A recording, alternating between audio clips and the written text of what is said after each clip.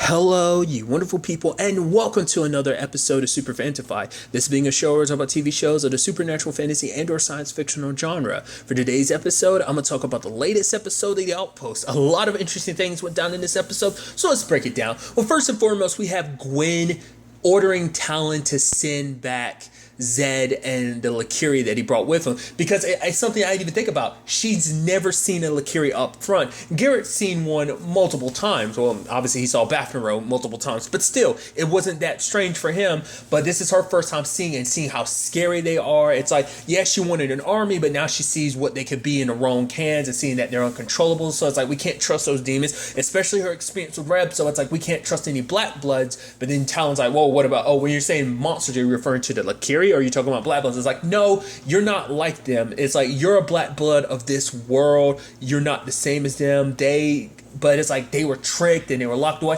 And so Gwen is like, no, it doesn't matter. Fact of the matter is, I'm ordering you to do this. Which is obviously, that's going to be a very complicated situation, because Gwen, it's like, obviously, like, Talon's her best friend, but it's like stuck between, treating someone as your best friend and treating them as a subject that has to follow your orders as queen.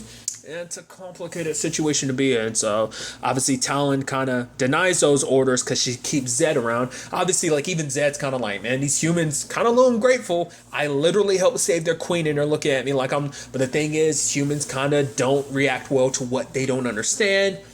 And obviously you can tell there's probably a little resentment on his side. Like, obviously he wants peace between him and humans, well, between Black Bloods and humans, but it still doesn't make it any easier when they kind of look at you like you're the problem. So Talon is reluctant to trust him, but it is that situation of he knows more about Black Bloods. Like, obviously the Smith told her as much as he could, but even then it's like he only told what he could figure out. Like, obviously Zed being a Black Blood, obviously he knows more about their history, knows who they are, kind of help her discover who she really is, learn more about herself, to figure out this whole, whether it is up to her to kind of change the tide of destiny, that she is the one for the prophecy and everything.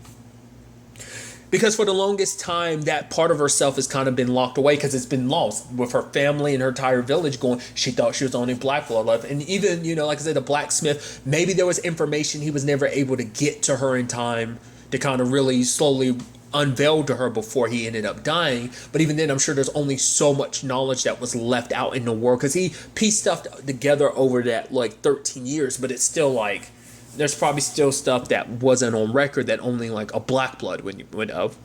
So there's that whole complicated thing. Obviously, it puts Jonzo in a very compromising position, because it's like, I have to keep more of her secrets about the fact that she's keeping Zed around. There's also the key that the Dragman brought up, but obviously she's still keeping that from Zed. But the thing is, it can be important to helping both Gwen and the Black Bloods, because it's going to unlock some power. So I'm wondering, is it going to be some power that allows her to basically wield an entire army? So if Talon can control all the Lakiri at once, that means all the Black Bloods will follow her into battle. That means Gwen could have her army. But obviously Gwen's reluctant to kind of trust an army like this. Hence why obviously Talon's going to go about things her own way until she can get the things under control. Because she was even telling Gwen, it's like, give me time to figure this out and I can get you your army to kind of win this battle. Otherwise, like, obviously we know that the Prime Order is going to be at our doorstep at any point in time. So it's definitely going to be interesting. Another aspect to this I love is the whole Naya thing, because Naya comes to Jonzo because obviously he's upset because it's like, yeah, the whole kissing Talon thing did not work out, but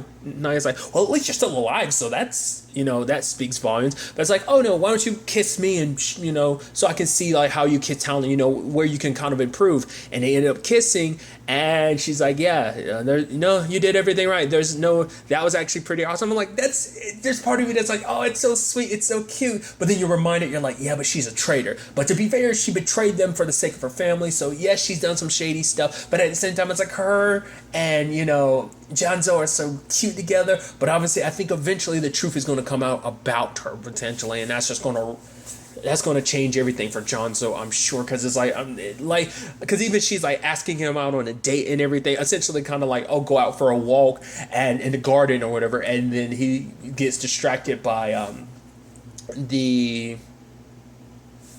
plaguelings, which is interesting because he brings up the point of like, plaguelings usually only come out at night. Why is that? Obviously people turn into plaguelings during the day, but like plaguelings seem to be nocturnal for a reason. Why is that? Is the sun, are they kind of like vampires where they kind of like, once you're kind of fully fledged plagueling, maybe you gain some affinity, well, not affinity, but some problems with the sun, like I said, compared to a vampire. I'm very interested to kind of dive into that. That's kind of like a little note that they like step towards like figuring out this whole plagueling situation, because that's still something just burning in the background. I'm so interested to kind of see that progress, because obviously we know that's literally a gray skin situation where even gray skins aren't even a big issue. Once again, it's like the plaguelings and the gray skins are such a background issue that I feel like, I mean, because like the whole Calypso thing in season 1, like I talked about it before, like it was such a background thing and it turns out to be such a big important thing that I'm curious to see where the gray skins and the Calypso and the plagueling situation goes in this season, because that's still such a background thing, because a Prime Order kind of takes her precedent over everything else, you know. So, but Jonzo and, you know, Naya, they are cute together. So I don't know. Like, I'm very interested to kind of like dive into that whole situation. What I love is that Eleanor's kind of showing off to her sister, like, oh, look at all this money I have. But, you know, and then her sister's kind of a dick, because she's just kind of like, oh, like, you're right. I don't have the fortune you have. I have no fortune of my own. But I do live in a manor and subjects and servants and blah, blah, blah, blah. I have the ear of the Baron who's going to be the future king. It's just like, oh my God. It's like, we definitely see where Eleanor gets her, like, where her personality comes from. Gertie tries to seem like she's more, you know, dignified, but it's like, you're just like Eleanor. Eleanor's just like, she keeps it real. She is who she is, but Gertie kind of seems like she tries to put up this front that she isn't the way she is. There was actually a line of dialogue I thought was kind of interesting, because it's like, oh, when you and your dad were off. So it makes me think either Eleanor and Gertie have different dads, or, because obviously, remember, Eleanor was like, I had to bury our mom because you weren't there. So maybe their dad split from their mom and took Gertrude. I mean, I'm about to call her Gertrude. I just call her Gertie because I always stumble on her name, because I was like, Gertruitz, whatever the case may be. Maybe I'm blanking on it. Gertie, he took her and she was able to live the life that she currently has. So I just thought that was kind of interesting. But I do love Eleanor kind of snapping back, being like, oh, the fact it didn't matter is your guy isn't going to be future king because Gwen has no interest in him. So you don't have the ear of anyone diddly squat, you know, and just Gertie leaves. I love it that she basically goes to Gwen and is like, oh, here's my proposal. I'll be your royal advisor. You need money, because basically there's problems. Obviously, like the knights need, you know, metal and stuff, obviously, for like getting their defenses up ready for the Prime Order. There's a low supply of food. Workers are willing to go into mine to get the metals and ores that they need, but they need a good wage, but there's no money. Obviously, Gwen has like the soldiers share their rations with the townsfolk to kind of compensate for the fact is that there's no food. So she's in a very compromised position, but now she has to try and figure out, like, everything's kind of connected. You fix one problem, you're fixing all the other problems in a certain extent. So she just needs to fix one problem to fix it all. And that's where Eleanor comes in with the gold. Which I even love Gwen, like, yeah, you most likely have money from, like, very, like, shady circumstances. She's like, well, I'm a businesswoman. It's like, no, you're a criminal. Which is like, yeah, that's very true. And even she's like, yeah, you're going to actually need a criminal like me to kind of help you essentially think outside of the box, give you a different perspective on this whole situation. She's like, so I'll be your royal advisor. It's like, why would you even, you know, do that? Because obviously, like, you know, Gertrude had made a point that, like, it's not about money, it's about power. Well, she's putting herself in a position for power. Gwen is telling her to kind of leave behind her shady business deals and stuff like that, which is kind of interesting. But I guess it's like, you know, once again, what's the point of having all this money if you can't do anything with it? Because she wants respect. She wants people to look up to her and be like, oh, look at Eleanor. She's a respectable woman. Look at her. She's by the queen's side type of thing. So whatever money she has to give up, she's fine with that. I'm curious to see what happens with the whole Calypso business. like what that ends up turning into. Like, is she going to secretly keep that up to kind of get the money she needs to give to Gwen, or because like she made a promise that she was basically going to drop it if she was able to become like treasurer or whatever too. It's like, well, whatever. Gwen's kind of like fine, which is like, yo. And I love Eleanor has to go and kind of throw that in her sister's face. I even love it. It's like, oh, she's on top of the world. It's like, why are you so on top of the world? Jonzo, tell your auntie why I'm so on top of the world. I love just him walking by being like, the queen made her royal advisor. And he walks right back. Like, I love he didn't even stop what he was saying. I just thought that was so neatly done. And you have Gertrude be like, what? Once I said Gertie was looking like, what? And I love it. It's like, yeah, so less likely that whole thing is going to happen, especially because Gwen turned down Tobin, because Tobin was kind of like, oh, I'm a little drunk, because she was even thanking him. It's like, oh my God, thank you for, yes, things didn't work out that way when you try to save me, but you still attempted to save me, so that's honorable. I'm glad that you're okay. But he's such a douchebag that he's like, oh, the fact is I'm drunk because it's like, oh yeah, because I know you're going to accept my proposal now. It's like, she's like, yeah, the fact of the matter is I'm not going to. Yes, we might be in a terrible situation, but I'd rather stay in this terrible situation than be with you. That's how horrible you are. I would rather be in a situation where I know the Prime Order will win and overtake us and end up either hanging me for treason or worse. But I'd rather take that than be married to a dick like you, because you would shove your weight around and essentially put me in a position where it's like, you know what I need, and you're going to like use that to kind of leverage my hand in marriage. So it's like, nah, bye, go, you and your army can go. Which Nia was like, yo, that's pretty dope, but it's like, obviously, what are we going to do? So I thought that was kind of interesting. But I love ending. Eleanor had that final line of being like, boom, getting a gut punch in by being like, so safe journeys. And I hope your safe journey is like your life, uneventful. It's like, ooh. But Gertie didn't appreciate that, because she goes and slaps Tobin because he's like, oh, I want to leave here, blah, blah, blah, blah. But she's like, shut up. If you had done what I told you to do in the first place, you'd have Gwen right now. She'd be yours, and this wouldn't even be an issue. Fact of the matter is, from now on, you're going to listen to me. What do you prefer? Are you going to choose your vanity over your legacy? Because that's the thing. The reason why Gertie is pushing so hard is because she said herself, I have the ear of the future king. If she can make this happen, she can make it so that she's in the ears of, she can, once again, she's no different from Eleanor. They literally want the same thing. They want power and position. She thought she had it before, but now seeing Eleanor kind of in another powerful position, it's like, you kind of got a step closer to what I wanted. But if I can get even closer to being someone that it's going to be a complicated thing if it ever gets to that point, because it's like, oh, she's going to have the king's ear while Eleanor has the queen's ear potentially. It's just interesting, like this back and forth power play between these siblings. It's kind of interesting, and it's going up the royal chain. I just think that's kind of fascinating.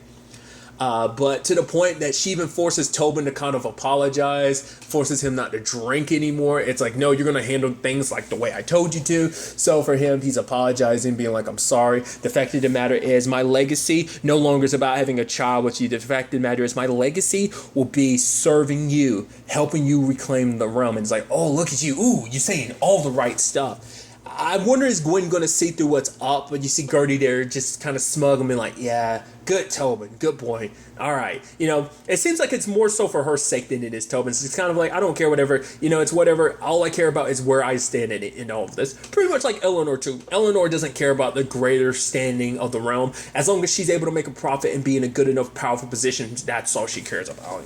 So like I said, you can definitely tell their sisters personality-wise, especially like their demeanor and their willingness to kind of do whatever it takes, the manipulation to get,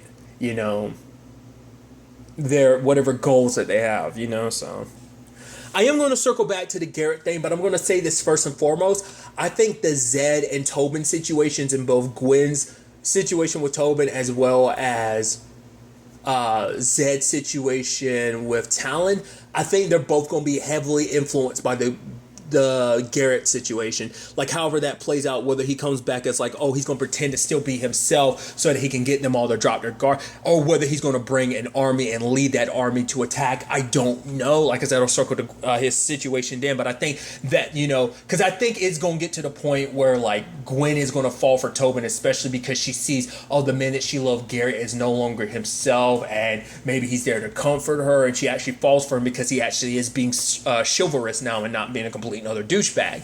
Maybe, potentially. And maybe the same thing with Talon being like this complicated thing of like the man that she kind of fell in love with is not there anymore, and Zed being someone who helps her understand her history, being someone like her, that could be, I don't know. It's definitely going to be interesting to see where things kind of go in that front. But I think Garrett's going to be the big push for both of Gwen and Talon's stories of just like how they react to this situation, like what that means for their respective storylines, which obviously they cross over it. But you get what I'm trying to say.